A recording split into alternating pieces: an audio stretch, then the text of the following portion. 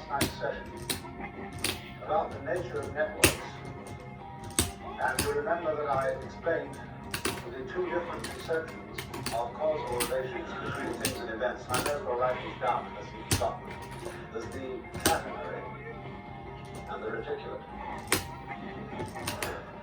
In this kind, things and events are explained as being links in a causal chain. And so every particular happening that is identified as a thing or an event, which is, however, quite an arbitrary kind of selection, is explained by its past, by the chain of events which lead to it in a causal sequence. On the other hand, in thinking of the reticulate relationship, a thing is explained not simply by its relationship to past events, but by its context, that is to say, its relationship to present and future events as well as past, so that every event becomes something in a network. Now, you will very well understand that when you see the knots in a network, or better, the squares of the net, they're all held together by each other. Imagine the kind of network where instead of there being, something like knitting, the stitches are all held together by each other, and if something breaks at one point, the thing starts raveling. So, the reticulate view, the net view of the universe, is one in which the Buddhists say everything mutually interpenetrates everything else. So, as I was trying to make the central point, the point of implication, the point of relativity, that things go together like two sticks standing on the ground in this way. See? They give each other mutual support. Or like the three rings in the Valentine beer trademark, or the Christian symbol of the Holy Trinity. Those rings interlock. You take one of them away, and the interlocking is broken down for all of them. So in the same way, the individual, although seeming to be something that rattles around in the universe, although a given planet or a given star seems to be something that is moving on its own, the motion, the behavior of stars, is a situation that arises only because of the mutual interdependence of all stars. Because, to take a very simple illustration, if there is only one star in the whole universe, no motion can be ascribed to it. It can't even be said to be still. Nobody knows what it's doing, because there's nothing for it to relate to. They take two stars, and they can get nearer to each other or further away from each other.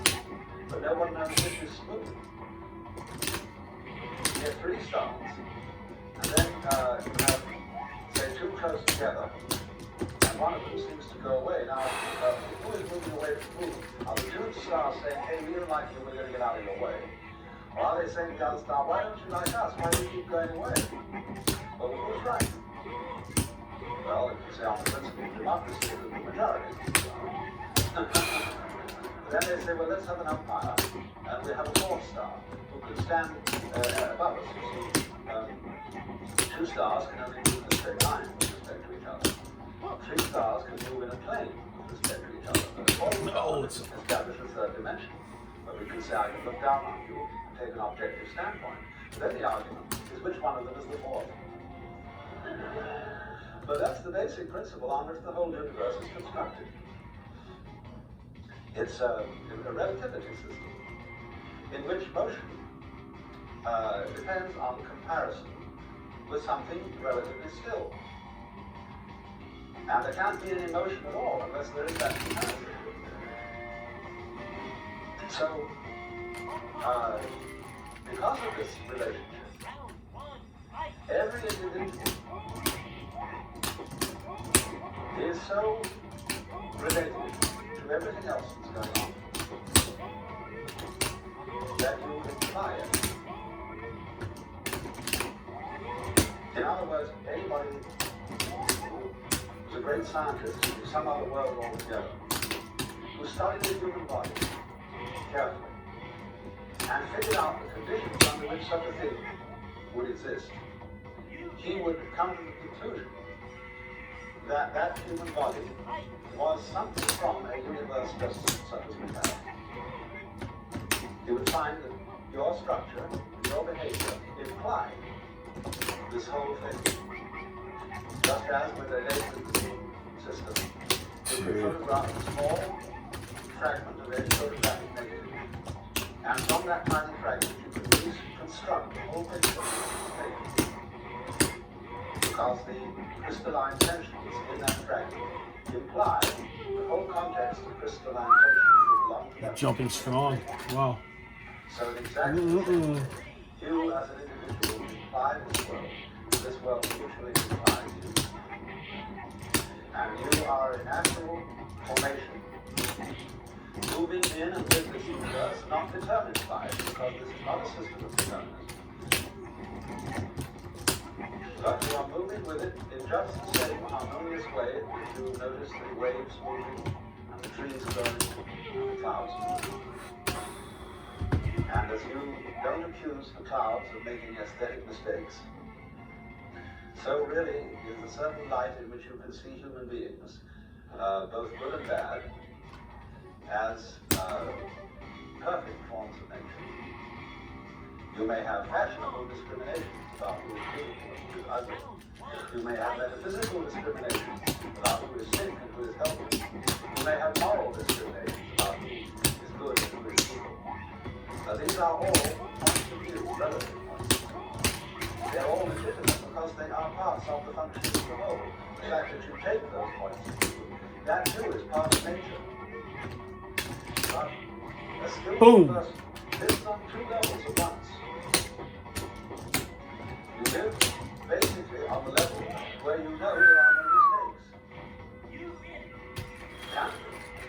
And everything moves in accordance with what the Chinese call the Tao, way of nature. And if you have that basic feeling, you will always be sane. But you are able to comprehend within that feeling a more restricted point of view, whereby things are good and bad. Just as in the confines of this room and this area, it's perfectly clear that there's a difference between the up direction and the down direction. No way. But we know that this area is situated in interstellar space, and there is no up and no down. Now the second situation doesn't contradict the first. But if you have only the discriminatory point of view, if you take your fundamental stand as a being on the difference between good and evil, you get in the Christian hang-up. You have then to say that there is eternal heaven and eternal hell. That the distinction between good and evil is radical. And if you do that, you begin to suffer from a disease called chronic guilt, which is one of the most destructive emotions that anybody can have. You feel an outcast in the universe, at odds with reality itself, at odds with God. And that sends people quite mad, and is responsible for a good deal of the craziness of Western civilization. It's making too much of a good thing out of the distinction between good and evil. It is an important distinction, but it's not fundamentally important. And you have to learn to admit different degrees of importance. And just say that you can't just say that because a certain distinction isn't absolute, that it's not important. After all, your own physical formation is not absolute, but it's important. So, the situation of man in this network is to repeat the proposition, on the one hand, that he as an organism, psychophysical organism, is something that the whole cosmos is doing. That was as much of truth, I think, as there is in modern astrology, which I regard as a pseudoscience. but it is based on a very fundamental principle. When you draw a map of a person's soul, you draw a small picture of the universe, a very crude picture. And that is the design of that person's individuality. The truth is, therefore, that your soul is something which contains your body. Your body does not have the soul inside it like a spook. And the whole cosmos is your soul. So, the cosmos is doing you at the point you call here and now. Reciprocally, you are doing it. And the one depends upon the other. You have difficulty in conceiving this as a Westerner because we have all been brainwashed by several centuries of put-down theories of man. Next. That you were A, the wretched little subject, and a disobedient one at that, of an eternal king, and B, that you were just a fortuitous congress of atoms in a mindless mechanism of incredible vastness. Having entertained those two theories of man and of existence for so many centuries, we are very much brainwashed into being unable to see that we and the universe are mutually positive, or to use the Chinese expression, mutually arising. Now then, a second difficulty arises in this, which requires that I bring in some ideas, first of all, from Buckminster Fuller. The principal notion of Buckminster Fuller's thought, and if you don't know this name, Buckminster Fuller is what I would call a philosophical engineer. A man who is one of the most creative minds in the modern world. He invented the geodesic zone, which is his main claim to economic fame. But beyond that, he's done a great deal of extremely fascinating things about the future of technology and the situation of man in the universe. And he has devised this important term, synergy, coming from the Greek syn, with, ergos, work. But what he means by synergy is this, that every complex organism has as a whole an intelligence greater than any one of its parts. But this is a difficult idea to swallow, because he applies it to technology in this way. He is saying that the industrial natural complex in which we live is something that is going in a certain direction on its own, whether you like it or not. And that it is able to organize your behavior in a more intelligent way than you can organize. And he believes, therefore, that the increasing complexity of the industrial complex will of itself, say, outlaw such lunacy as war. It will make it impossible. And that we shall find ourselves increasingly organized by an intelligent system that is not under our conscious direction, but will make us feel, I suppose, rather as our individual selves do inside our bodies. He gives an illustration. The transportation communications network, aircraft, radio, television, telephone,